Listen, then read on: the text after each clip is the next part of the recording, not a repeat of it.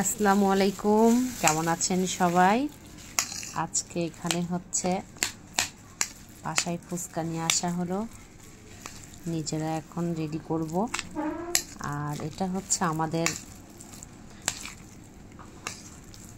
এই দিককার ফুচকাটা অনেক মজা লাগে, অনেক টেস্ট হয়। পুরান ঢাকার হচ্ছে এই ফুচকাটা খেতে বেশ অনেক মজা।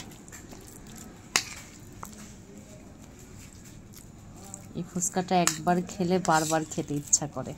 আর এটা হচ্ছে টক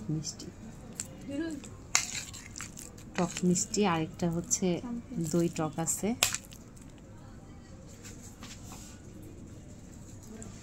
এটা হচ্ছে এই যে দই টক, এটা আর এই যেখানে ফুচকা। এখন রেডি করব। এই ফুচকাটা আসলে এভাবে নিয়ে আসলে অনেক দেয়। আর এখানে ভাবা যায় যে 3টা পার্সেল হচ্ছে, 3টা নিয়েছিলাম। আর 3টা নেওয়ার পরে অনেক দিছে, গুনে দেখলাম অনেকটা। মানে সাধারণত 8টাতে হচ্ছে একটা করে, কিন্তু 40 টাকা করে এক পাটি রাখে। যাই হোক অনেক দেয়।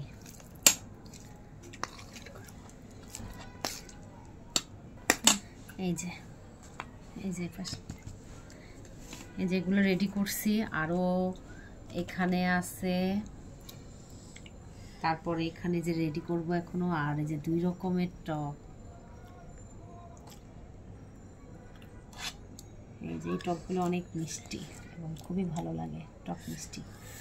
আর এটা হচ্ছে এই যে দই টক, এগুলো দিয়ে খাওয়া দাওয়া করবো।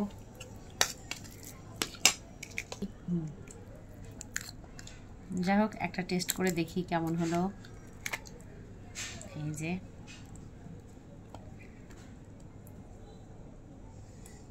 এটা হচ্ছে যদি এইভাবে দেওয়া যায় আর এইভাবে যদি তুলে নেওয়া যায়,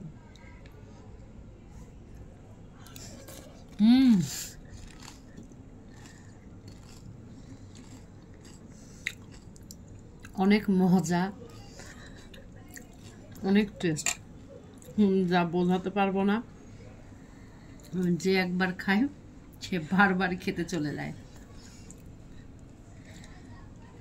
বাচ্চু ভাইয়ের ফুচকা আসলেই অনেক টেস্ট।